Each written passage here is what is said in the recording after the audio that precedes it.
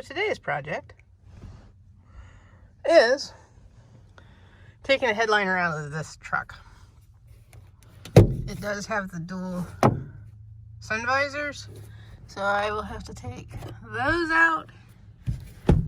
I have 2 screws down through there on each side, and from what I've seen, if you undo that top screw there, you can pull this out. Of course, I have to take the light off.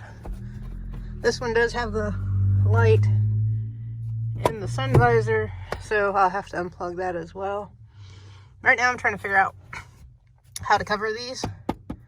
Well, not this particular. I guess there's light in this one too. Never sat on the passenger side, so I don't know this. So I got to figure out how to take these out, unless I can find ones in the junkyard that are black, and that will go in my color scheme and for my interior. So I'm going to start taking this down so I can get this in the house and start cleaning it up so I can put my new headliner on it. And then I have some other things I'm going to do with the headliner.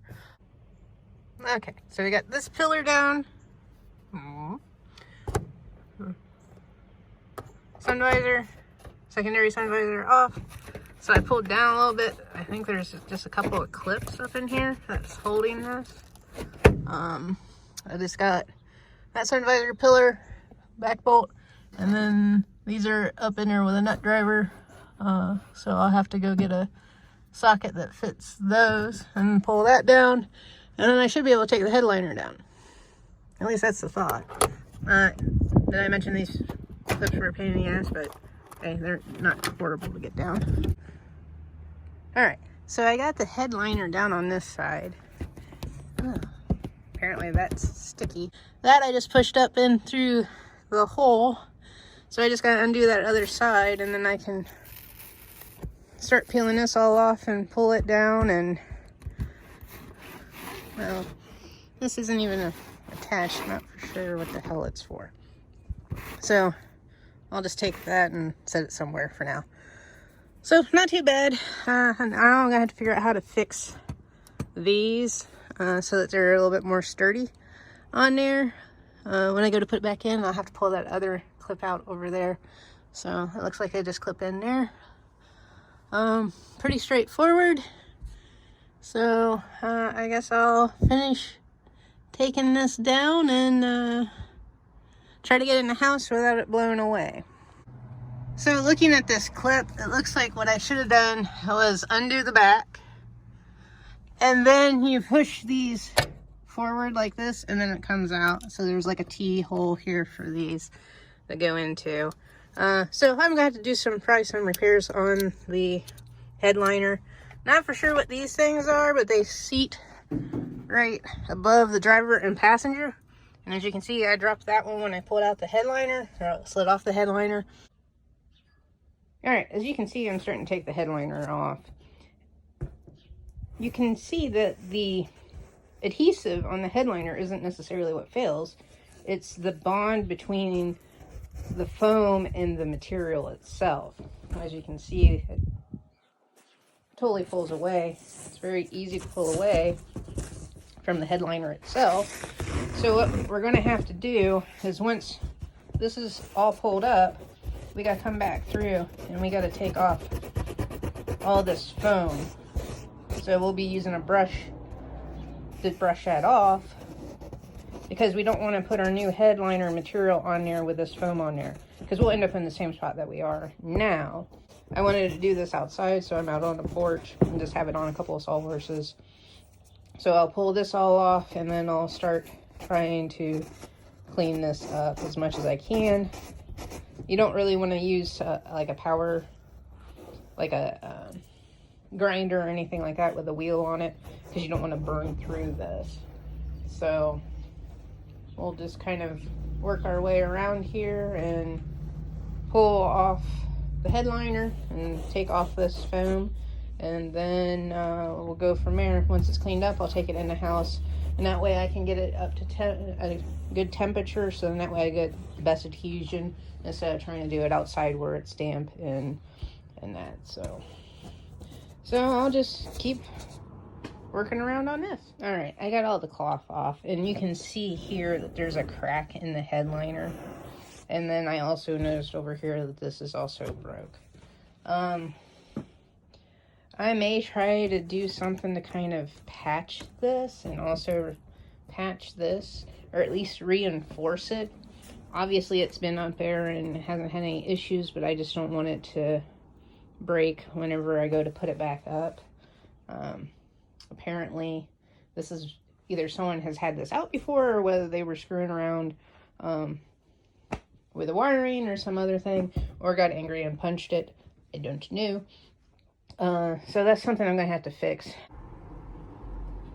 Alright, so I got all of the foam scraped up, and I ended up using this attachment to my grinder, but I just used it as with my hand to kind of go around and break it up. It seemed to do okay. It didn't dig into the foam or anything, so I'll end up cleaning this off, and then I'll take a different lighter brush to finish out taking the rest of the foam off. And like I said, I'll repair this area. I had to be real careful with it since it's kind of fragile. So I'll put a patch on the back and on the top, so then that way it'll be good and sturdy. And like I said, I'll take this off, and then I'll use a lighter brush to go through and get the finer stuff off of this.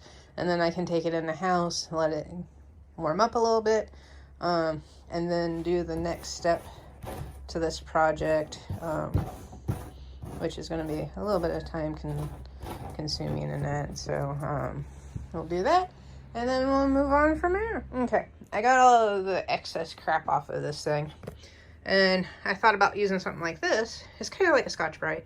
You get like 3 of them for $1 at the Dollar General. But hey, this thing seems to be doing a good job. I mean, surface is clear and clean, so it doesn't mar it. Stuff comes right off. And you can really see that crack there now. So, recommend it. Use one of those to finish getting your rest of your foam off there. And it does a great job. It's cheap, inexpensive. You can get it anywhere. So, I'll finish cleaning this up and move on to the next step. Alright, with a little bit of elbow grease, we have a nice clean headliner. This did end up breaking some more, so I'm going to have to figure out, I have a couple ideas, figure out how to fix that. Not a big deal.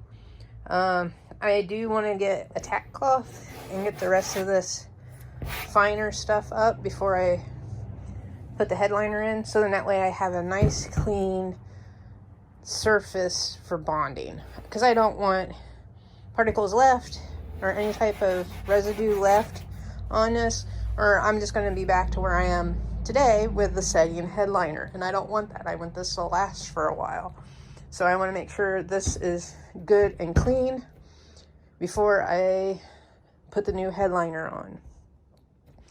So I have to get tack cloth in that, so I'll go and get that, see what I can find to patch this.